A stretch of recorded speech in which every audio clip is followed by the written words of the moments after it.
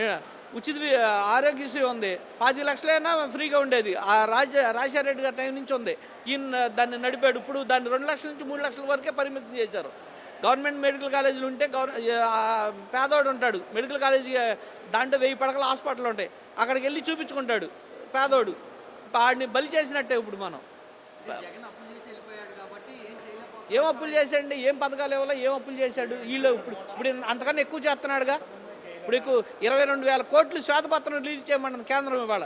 నిన్న మొన్న మోడీ గారు 22 లక్షల కోట్లు తీసుకెళ్ళావు, దేనికి ఖర్చు పెట్టావు, మాకు శ్వేతపత్రం ఇవ్వని అడుగుతున్నాడు. దీనికి సమాధానం చెప్పమన్నాడు ముందాళ్ళు. శ్వేతపత్రం రిలీజ్ చేయమని 2 రోజుల నుంచి పైనుంచి కేంద్రం నుంచి వస్తుంది. ఆ డబ్బులు ఏం చేశాడు, దేనికి వాడుతున్నావు నువ్వు తీసుకెళ్ళి? 2 సంవత్సరంన్నర అయింది అధికారంలోకి వచ్చి తెలుగుదేశం.